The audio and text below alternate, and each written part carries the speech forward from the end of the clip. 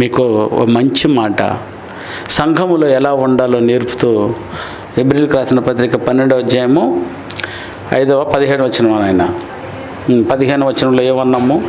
మీలో ఎవరైనా సంఘములో నైనా జాగ్రత్తగా మనలో కూడా మన 3 ఫ్లోర్లో కూర్చున్న నా ప్రియమైనటువంటి సోదర సోదరి మనలారా, మీలో ఎవరైనా అదిగో దేవుని యొక్క ఉచితమైనటువంటి కృపను దేవుడిచ్చే కృపను పొందకుండా తప్పిపోతారా? ఇది కూడా తప్పిపోతారు నేను మీరు కృపను పొందకుండా తప్పిపోదురేమో అనియో. అదుకు చూసారు, చేదైన వేరు ఏదైనా మొలచి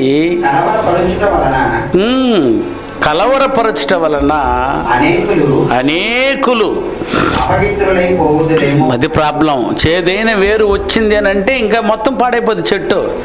చెట్టు గెలలు పాడైపోతాయి, చెట్టు కొమ్మలు పాడైపోతాయి, చెట్టు కొమ్మకున్న పూలు పాడైపోతాయి, పూలకు పట్టిన పిందెలు పాడైపోతాయి, పిందెలు ముదిరితే వచ్చిన కాయలు చెడిపోతాయి, కాయగా ముదిరిన పండు కూడా చెడిపోయే ప్రమాదం ఉంది. ఒక వ్యక్తి మన సంఘంలో చెడిపోతే చాలనైనా అందరూ చెడిపేస్తారు. ఒక వ్యక్తి పని చేసుకొస్తే ఎంతమంది ఆరాధనకు యోగ్యులమయ్యాం మనం. అదిగో అక్కడ చెప్తుంది, చేదైన వేరు సంఘములు ఏదైనా మూలిస్తే అది సంఘమంతా పాడైపోతుంది. పులిసిన పిండి కొంచెమైనను అది ముద్దంతయు పులి చేయను, ఆ పులిపిండిని తీసి పారేయే అన్నాడు.